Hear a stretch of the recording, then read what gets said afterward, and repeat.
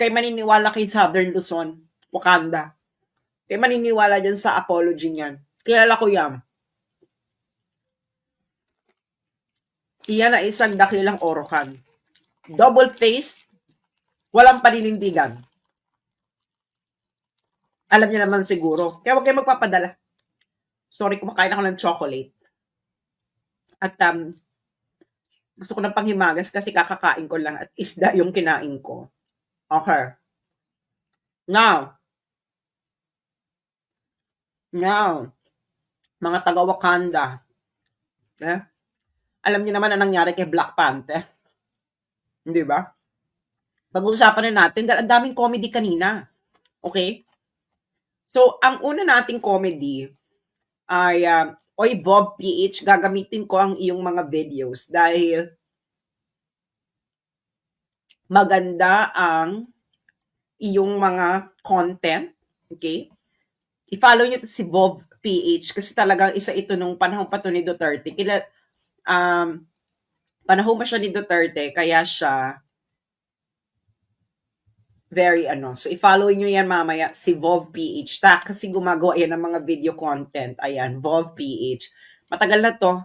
Panahon pa to ni Digong. So minsan active siya, minsan hindi kasi nga yung nasa likod kasi ng Vov PH is grabe kasi ang trabaho nito. So uunahin na muna natin ang guwaping, no? Ako, John Vic ha. DILG Secretary John Vic. Alam mo, crush pa naman kita. Pero, as of this moment, parang nawala na yung pagiging gwapo mo. Dahil hindi na namin alam ang gusto mong gawin sa buhay, John Vic. Okay, ano ba yung point natin dito kay John Vic? Ito kasi si John Vic, sandali. Meron ba akong stand alone ni John Vic? Unahin natin si John Vic kasi si John Vic talaga yung nakakatawa. Todo. Parang, meron ba akong ano ni John Vic? O ito, papanoorin muna natin ang eksena ni John Vic sa buhay. Okay? Kayo ba? Because during the press conference... Okay. This is from his interview sa Bilyonaryo with the gorgeous Pinky Webb. Ayan Pinky Webb, sabi ko na gorgeous ka. Gorgeous ka naman talaga. So, actually, ang ganda ng face card ng interview na to, no? Gwapong-gwapong si John Vic, gorgeous na Pinky Webb. So, usapan to ng mga magaganda. Ayun nga lang. Parang usapan nga lang ng ganda lang. So, papanoorin natin si John Vic. Siguro napanood nyo na itong lahat. Okay. So, i-recap lang natin yung kanyang sinabi ng ating crush na si John Vic Remulla. Aminin nyo, nagwapo si John Vic. Huwag na kayo magtaka. Gwapo talaga si John Vic. Pero, i-evaluate na ngayon natin ang kanyang substance, no? So, ipi-play na muna natin to. Really, on top of this, kayo ba? Because during the press conference of the president, it was you and the president. Yes. So, ikaw ba nagplano ng lahat ng ito? Hindi naman. It was a group effort. Secretary Chidoro was there. Secretary Anyo was there too. And the president and I. So, would you support? So nakita niya na yon yung sinabi niya na ano ba yan? I think napanood niyo na yung sinabi ng bilyonaryo, no? Hanapin ko nga yung buong video nito. Asan ba ang buong video niyan? Do I have it?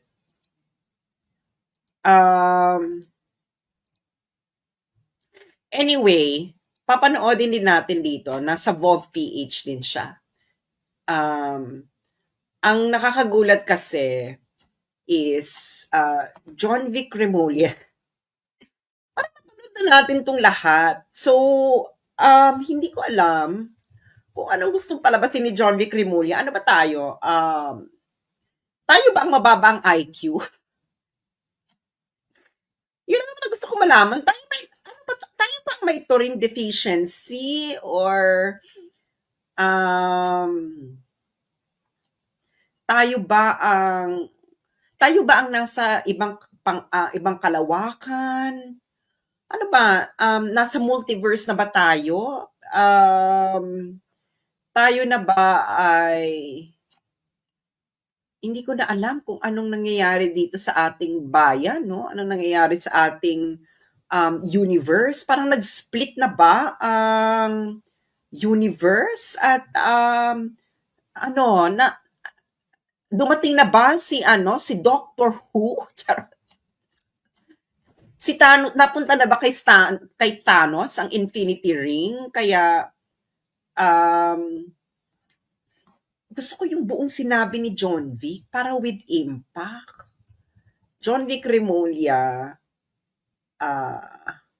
core group. Ayan. Kasi maganda kasing mapakinggan natin yung buo para walang misrepresentation. Baka na naman sabihin nila, ano tayo, nagsisinungaling tayo. Hindi ba? Okay, let's find, parang hirap namang hanapin ngayon ng core group. Core group, 'di ba? Kasi baka sabihin nila fake news tayo kasi hindi naman ang hirap nang hanapin ng core group. Ano ba 'to? Nag-ano na ba tayo? Kasi dapat manggagaling sa kanyang bibig mismo. Kailangan straight from his mouth. Baka sabihin kasi ni John Vic Remulla na AI. Hindi ba? Kailangan talaga direct from the horses, straight from the horse's mouth. Pero ang balita ko, hindi raw pang kabayo. Yun lang naman ang balita ko. So, medyo misleading yung straight from the horse's mouth. Kasi parang hindi naman daw pang kabayo. Parang pang ano lang daw, tuta, ganyan. O wala akong sinasabing masama cute ang mga tuta. So, pwedeng cute lang. Di ba? So, ito naman kasi, asa na to? Parang may nag-delete na nitong sinabi ni John Vic, yung video niya mismo. Ano ba to? Scrubbing na ba ang tawag dito? Online scrubbing.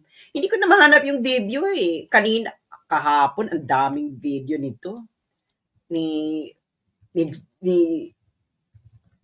Kaya ngayon, kaya alam niyo na ang importansya na pag may nakita kayong video, i-download nyo na kagad.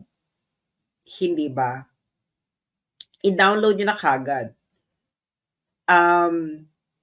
So, asa na yung okay, ito na lang kasi maganda dito. May nakita ako John Vic versus John Vic.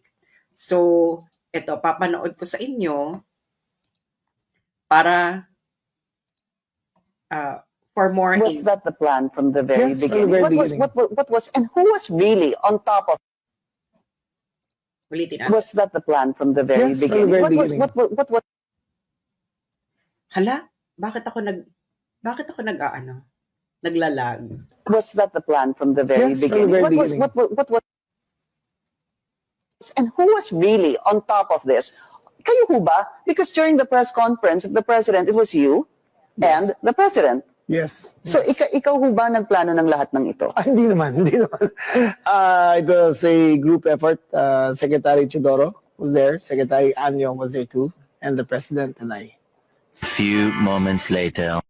At pakaliwanag naman ang sabi ninyo, hindi ako mag-isa kahit ako ang kasama ng presidente nung nagsalita sa press con, hindi ako mag-isa ang nagplano. Isang grupo kami. Tapos pinangalanan mo. No, ma'am.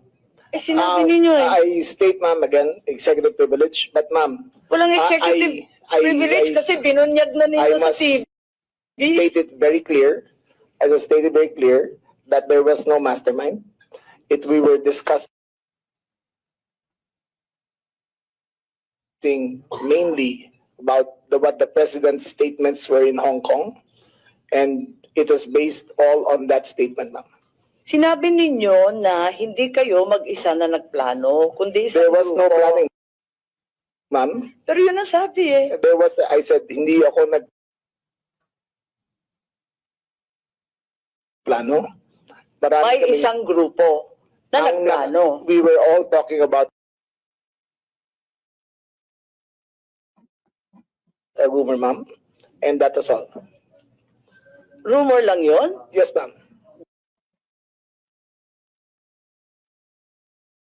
Group effort ang sabi mo eh. Ang tanong niya, kung ikaw So, Was that the plan from the very Yes, from the beginning? very What was, beginning. what was so ang linaw ng pagkakatanong ni Pinky Webb, hindi ba, na was that the plan from the very beginning?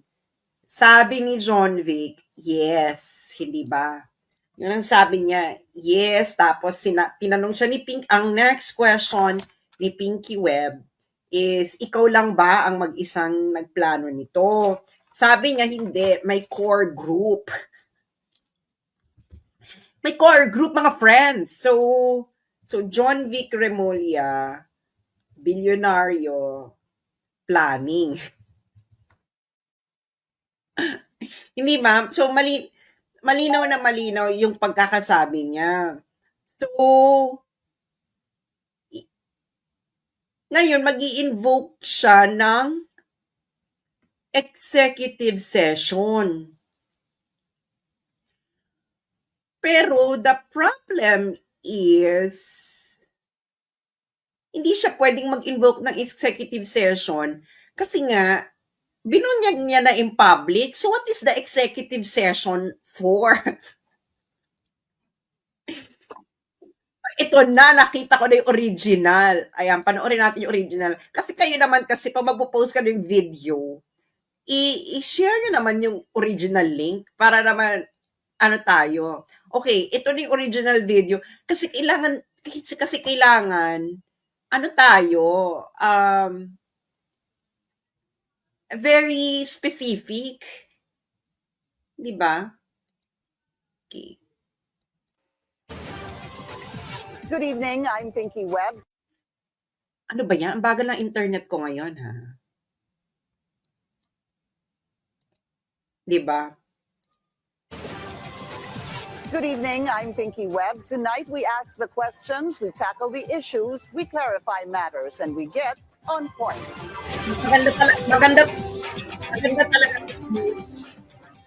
Maganda talaga to si Pinky Webb. So, ayan. Ang tagal naman. Ay nako, ang bagal ng internet ko. Basta alam nyo na yan, napanood na ng bayan yan. So, ngayon, nagdi-deny ito si John V. Na walang nagplano.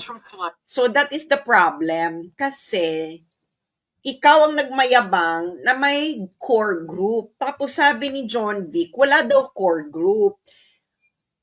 Hindi kasi po pwede na John Vic, ang yabang-yabang mo ng isang araw, may core group, itinuro mo pa lahat, yung mga kasama. Tapos, ang nakakaloka pa nun, nung nandoon na si Secretary Anyo, ito ang sinabi niya sa Senate hearing, di ba si Secretary Anyo, sa nagsabing, ano daw, kasama sa core group. The implementation of the ICC warrant is beyond my The implementation of the ICC warrant is beyond my Ano ba yan? The implementation of the ICC warrant is beyond Naluloka ako. Ano nangyayari sa aking connection? Ayan na. Okay. So, eto na.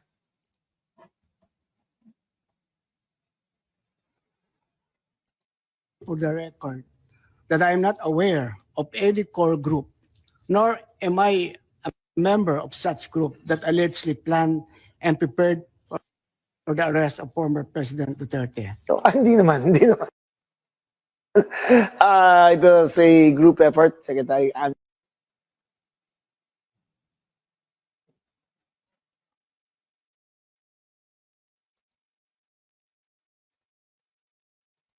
Ulitin natin. Ano nangyayari sa connection ko? Umagal ang The connection ko. implementation of the ICC warrant is beyond Anyway, so nag-deny si Anyo, naghugas siya ng kamay, hindi raw siya kasama sa core group na sinabi ni John Vic Remulla. So, ang problema kasi dito, bakit ngayon mo lang dininay? Tapos, ang sinabi pa ng yung mainstream media naman ngayon, ang pinapalabas nila, kumakalat lang daw yun na balita. Hindi po kami ang nagpapakalat ng balita. Ang nagpakalat po noon ay si John Vic Remulla. In-interview po siya ni Pinky Webb. So, kayong mainstream media, halatang-halata na nagiging PR kayo, damage control kayo ng gobyerno ni Marcos. Yan na ang tatatak sa inyo sa history nito. Kayo ay damage control ng gobyerno ni Marcos. Dahil mulat na ang taong bayan. Napanood nila yung bilyonaryo interview ni John Vic at hindi nyo na ito maikakaila. Okay. Now, kaya nga, ewan ko ba, naguluhan talaga. Actually, pati si Senator Amy, naguluhan din siya, naguluhan din ako. Naguluhan ng bayan. Kasi nga, ewan ko, ayusin sana ni DIL Secretary John Vic Remulla ang mga plano niya sa buhay. Dahil lahat ng, parang wala ata nag-agree sa kanya na may core group, pero may core group daw, sabi niya, tas dininay niya, sinabi niya, wala siyang sinabing planning, ganyan. Hanggang umikot-ikot na tayo. Kaya hindi namin alam ngayong ng taong bayan kung ano ba nangyayari sa core group? May pot session ba? Baka may sigutang nangyayari. Kaya nakalimutan niya na yung plan. Kasi, this is too good to be true. Yung ang yabang-yabang mo sa interview mo na may core group, tapos biglang wala ng core group. Tapos sinabi mo, hindi mo sinabi, pero merong roll VTR. Iba na ngayon, lahat ng ginagawa natin sa social media, may roll VTR. Hindi mo madi-deny, hindi ba? Ano bang feeling nyo ngayon?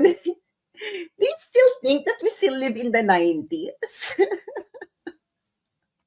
or in the 80s or in the 70s ng panahon ng tatay ni Bongbong?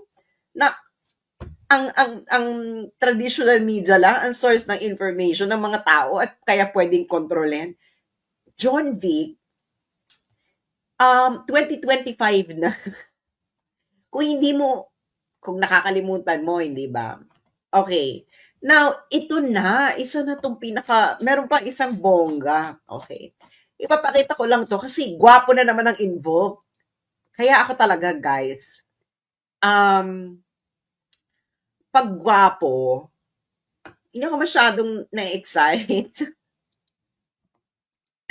Oo, hindi ako masyadong na-excite. Siguro sabihin ko lang, cute, ganyan. Okay, ipapaalala ko lang ito sa inyo. O, naalala niyo si Goping. Okay, si Goping. Si Goping, siya ay si Asek Miko Clavano. Siya ang spokesperson ng Department of Justice. Kaya ang sabi niya, ang naging role namin ay competent judicial authority to attest na lahat ng proper processes ay ginawa.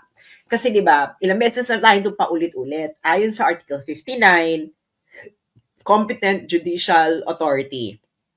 Kailangan, pagka-aresto kay Digong, ihaharap siya sa competent judicial authority. Ako ang unang nagpasiklab nung issue na yon, Article 59. After nun, bigla na nagkabale-balentong ang Malacanang kung ano yung pinagsasabi. Si aking favorite na Claire Castor, na very cute and very humorous, sabi niya, ang korte ng Netherlands, local Dutch court, ang mag-a-assess kung tama ang pag-aresto. So sabi niya, yun ang competent judicial authority. Ngayon naman, itong si Asek Miko Clavano, iba naman ang sinabi.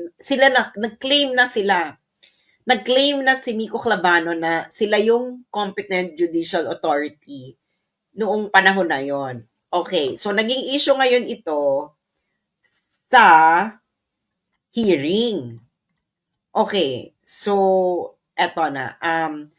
Kasi hindi lang pala doon sinabi ni ASEC Miko Clavano ang eksena na yon. So panoorin natin. Jay Remulla, etong sinabi ni ASEC Nico Clavano. Bakit ang bagal? Naloka ako. Jay Remulla, etong sinabi ni ASEC Nico Clavano, March 13th, may tinatawag po na competent judicial authority kung saan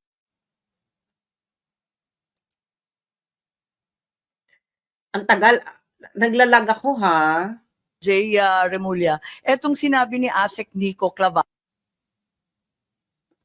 Bakit? Jay Remulla, etong sinabi ni ASEC Nico Clavano.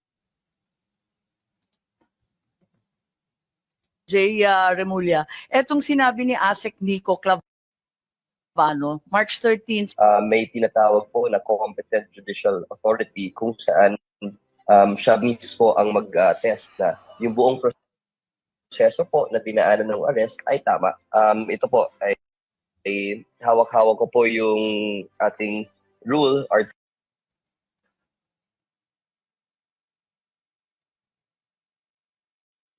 Ang tagal. Bakit ako naglalag? Bakit naglalag ang mga video sa Facebook? Ngayon lang ito nangyari ha. Bitin natin. Jay Remulla, etong sinabi ni ASEC Nico Clavano. Okay, so anyway, so tinanong Jay, ni si DOJ Secretary Remulla tungkol dito. Ngayon, ang sabi ni DOJ Secretary Remulla, hindi naman, ano lang daw yon, figuratively. hawak ko po yung ating rule, Article 59, na kailangan dalhin yung person arrested sa competent judicial authority. So yun po yung naging papel. Kami po yung nagsilbing competent judicial authority. Okay, so narinig nyo na. So ibig sabihin, ina-acknowledge niya yung Article 59. This is the spokesperson ng DOJ. Ito yung pagkatapos ng pumutok yung Article 59 bonanza ko. Di ba pinakita pa ni Clavano? Spokesperson to ng DOJ.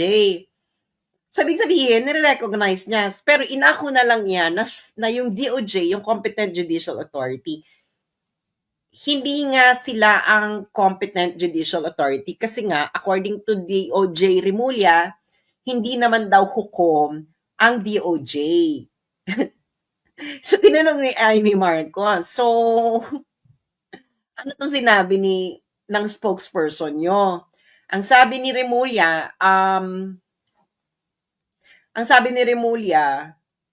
ano lang daw yon, figurative.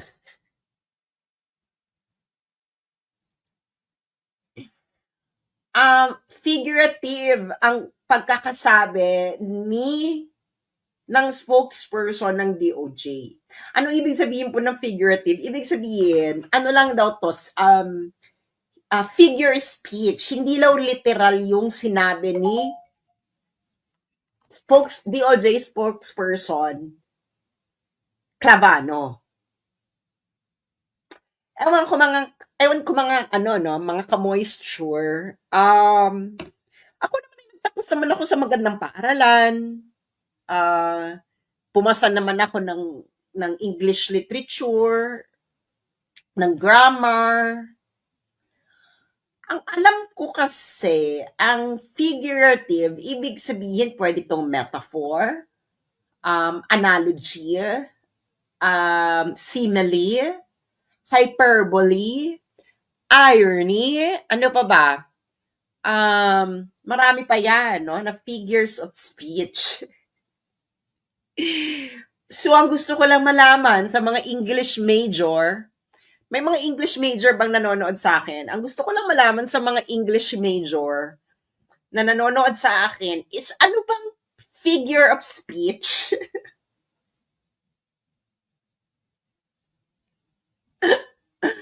Ano bang figure of speech ang nangyari sa sinabi ni Nico Clavano? para sa mga English major, uulitin natin kasi kasi ako, I'm very interested kung anong figure of speech yon, no?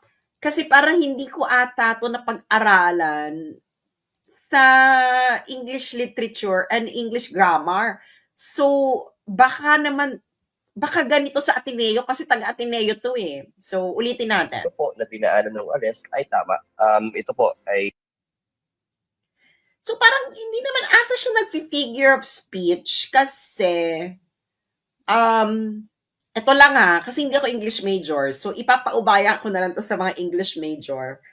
Kasi si Goping, binasa niya yung Article 59. Sabi niya, required daw sa Article 59 ng ICC na kailangan i-present sa harapan ng competent judicial authority. Sabi ni DOJ spokesperson, sila daw, DOJ, ang nagsilbing competent judicial authority. Paulit-ulit siya, umikot-ikot siya ng interview, ganyan. Pero ngayong Senate hearing, sabi ni DOJ Remulla, hindi raw literal si spokesperson Clavano, DOJ spokesperson Clavano. Figurative lang daw yon.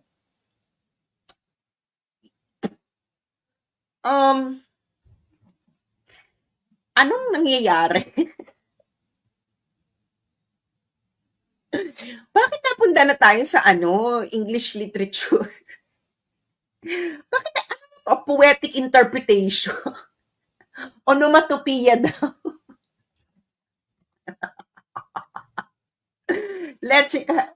Leche ka Fernando Guerrero, sabi niya, oxymoron. Pwede naman daw oxymoron.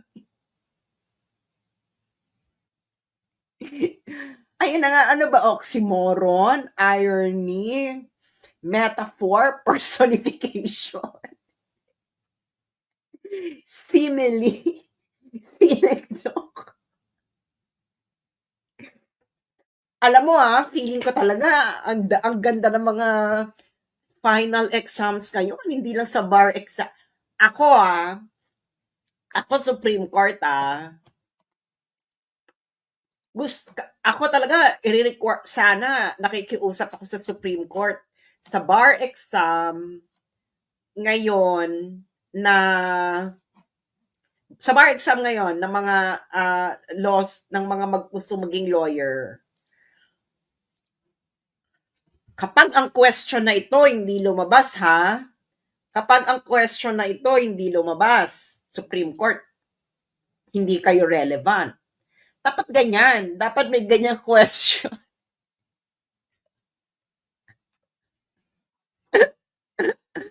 Kayo mahal namin sa Supreme Court yung mga gumagawa ng bar exam. Pag ito hindi lumabas to sa bar exam this year, hindi kayo relevant. Di ba ganyan madalas sa bar exam? May mga questions na attuned with the times. Yung mga nagre-refer sa mga recent controversy, hindi ba? So, dapat may ganyan sa bar exam. Di ba? Dapat may question na, is DOJ a competent judicial authority figuratively? Kasi, yun ang sabi ni DOJ Secretary Remulla na figurative lang daw. Okay, figurative. So, kung figurative, ipapaubaya ko na sa English major. Sa mga English lit, sa creative writing. Kasi, parang mas linya nila yan. Yung figures of speech. Meron bang English lit major dito or creative writing? Di ba? Gusto lang namin malaman kung ano. Kasi, talaga alam mo yung parang, joke ba kayo? Ito ang gobyernong bubble gang. Alam mo yon, baka walang gore group. Baka merong bubble gang.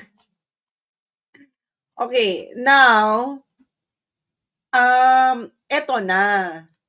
hindi na nila itong isang pinakamagandang discussion, no, na hindi ko na malaman kung anong gustong gawin ni John Vic Remulla para lusutan yung mga sinabi, yung mga nangyayari. Kasi, sabi niya, ni DOJ Secretary Remulla, wala na raw jurisdiction. Tama naman daw na wala ng jurisdiction ang ICC sa Pilipinas.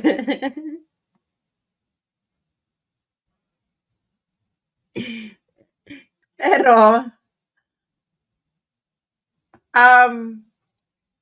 ngayon, ang sabi ni Remulla, ito, balita ka to lang. Sabi ni Remulla, we surrendered an individual to the ICC. We did not surrender as a country. Okay. Bakit mahalaga to? Bakit mahalaga tong chika na to? Okay. Mahalaga ang chika na to. Ay, ano ko kay Maharlika. Bakit mahalaga ang chika na to? Kasi,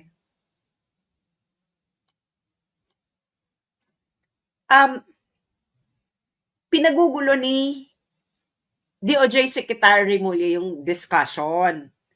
We did not surrender as a country, we surrendered an individual.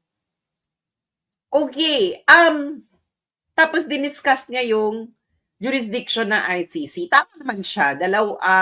Ang jurisdiction ng ICC, ang nililitis doon, tao. Okay? Pero mali yung sinasabi niya na ang jurisdiction ng ICC is over sa tao lang. Mali yun. Okay? Ang jurisdiction ng ICC, dalawa ang basihan. Okay? In general. Okay, the general rule is territoriality-based jurisdiction at nationality-based jurisdiction. Pero yung parehong yan, nag-uugat yan sa fact na ang bansa ay under ng jurisdiction ng ICC. Nagets nyo na. So, ibig sabihin ng territoriality-based jurisdiction, kung ang krimen na nakapaloob doon sa Rome Statute ay nangyari sa teritoryo ng isang bansa na member ng ICC, may jurisdiction sila. Kung ang krimen ay ginawa ng isang national ng isang bansa na member ng ICC, may jurisdiction din sila doon sa situation na yon. Okay.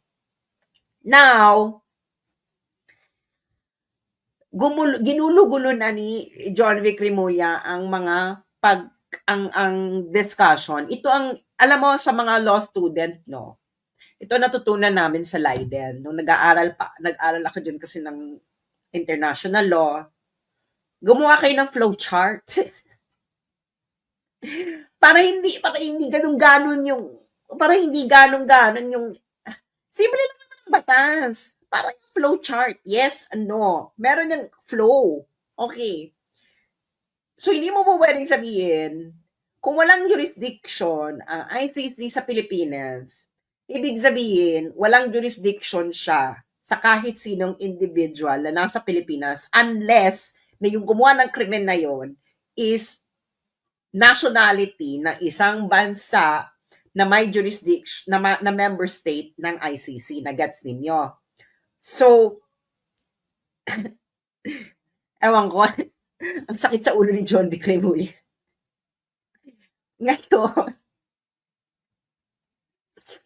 Ngayon, yung sinasabi mo na may jurisdiction sa individual, kaya mo sinurrender, hindi nga po pwede yun. Kailangan, ikaw muna is under ng jurisdiction. Pwede mong isurrender voluntarily, kahit wala ka sa jurisdiction. Pwede naman yon. Or pwede ka mapasa ilalim ng jurisdiction kung merong UN Security Council resolution na nag-authorize sa ICC prosecutor to investigate a situation. Okay. Now, napakamaselan na usapin itong jurisdiction, and I believe na i-raise ulit ito ng lawyer ni PRRD, as they said, na ita-challenge nila yung jurisdiction. Bakit? Okay? Bakit? Kasi unang-una, hindi unanimous yung ICC judges doon sa issue ng jurisdiction nung nag-decide sila. I think that was in 2023 or earlier than 2023. I can't remember the exact year. Okay, bakit ba sa limuot yung jurisdiction na yan? Yung jurisdictional issue na yan. Okay, ganito yan. Ipopose ko lang yung sinabi ko para hindi ako mawala. Okay, kasi di ba hindi sila unanimous, yung mga judges. So, 5 yung judge doon, 2 ay nagkaroon ng dissenting opinion. Okay. Bakit? Bakit kamo? Ano ang kanilang argument? At yung argument nila nakakatuwa kasi they based it on the analysis ng dati kong professor sa international jurisprudence. Okay. So, nakita ko yung pangalan niya, professor ko to sa international jurisprudence sa Leiden. So, alam ko yung argument na yon. Ngayon, ang issue ganito. Sino, kailan nagkakaroon ng jurisdiction yung korte? Nagigets nyo? Ito yung nuance. Kailan nagkakaroon ng jurisdiction yung korte? Ito ba ay nagkaroon ba ng jurisdiction ng korte noong nakatanggap ng communication yung ICC prosecutor or nung nagpahiwatig siya na mag-i-investigate siya, na humiling siya sa korte na magkaroon ng authorization na mag-investigate. So, yon ang issue. Or, ang nagkakaroon lang ba ng jurisdiction kung ang korte ay nag-exercise na ng jurisdiction. So, ang tanong, kailan ini-exercise yung jurisdiction? Okay. Sabi nung judge, nag-exercise yung jurisdiction nung inauthorize mo na yung prosecutor na mag-investigate. Kaya yung 2 judge, nag-dissent sila. Bakit kamo? Bakit kamo? Okay, ito. Pinaliwanag ko na to sa aking Facebook para makita nyo yung paliwanag. Bakit? Ay, ba yan? Okay, bakit? Kasi ito, ang timeline is everything. Okay, umalis ang Pilipinas sa ICC 2018. Ang effectivity kasi ng withdrawal, 1 year after. So, naging effective siya March 17, 2019. Okay. Yung ICC prosecutor, nag-request siya ng authorization to investigate sa korte ng May 24, 2021. Okay. So that is already 2 years after, wala na yung Pilipinas. Ngayon, yung korte, inauthorize niya yung investigation ng September 15, 2021. So, ibig sabihin, wala na. Wala na eh. Umalis na. Okay? So, ngayon,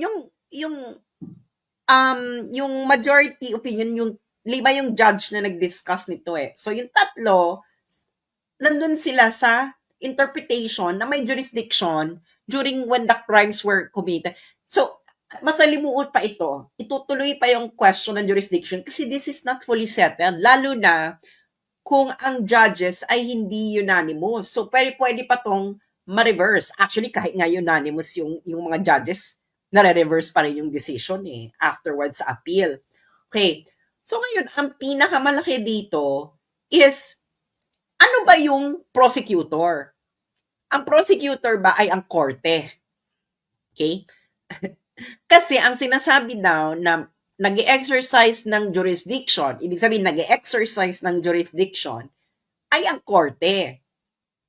Ang korte, nag-exercise lang siya ng jurisdiction pag dumating na sa kanya yung asunto or yung request for investigation, doon pa lang siya mag-exercise ng jurisdiction. So, ngayon, ang sabi, ang key point kasi dyan sa sinabi nila is, ang pinaka-basic na condition ay miyembro ba ng ICC yung bansa? Okay. Hindi kung kailan nangyari ang krimen. Yun ang sinabi ng mga judges nag-dissent noong dinidesisyonan niyang jurisdiction. Ngayon, kailangan daw, sabi ng mga judges na nag-dissent, kailangan yung condition na yon ay present, member yung bansa, at the moment na yung korte ay mag-decide na i-exercise niya yung kanyang power. Nagigets niyo ba ibig sabihin? Ha? Nagigets niyo ba ibig sabihin? So, kasi hindi po pwede daw na yung jurisdiction is in the abstract. Okay, ang tanong is kailan nagkaroon ng jurisdiction? Ito yung in-exercise mo yung jurisdiction mo. Diba? Kailan niya in-exercise? In-exercise niya 2 years after, tapos na, wala na yung Pilipinas. So, paano ka ngayon nagkaroon ng jurisdiction? Yun ang tanong. Ano yung basihan ng pag-exercise mo ng jurisdiction kung at the moment na sinabi mo may jurisdiction ka, wala na yung estado, wala na yung Pilipinas. So dalawa yung nag-dissent, 3 yung nagsabing may jurisdiction. Kaya, tuloy pa yung laban yan. Kasi hindi sila unanimous. Okay? At yun nga mga kababayan, anong masasabi niyo sa balitang ito? Maaring ihayag ang inyong opinyon at kuro-kuro sa comment section sa ibaba. Huwag din kalimutang mag-like, mag-subscribe at mag-share sa bidyong ito. Maraming salamat sa panonood.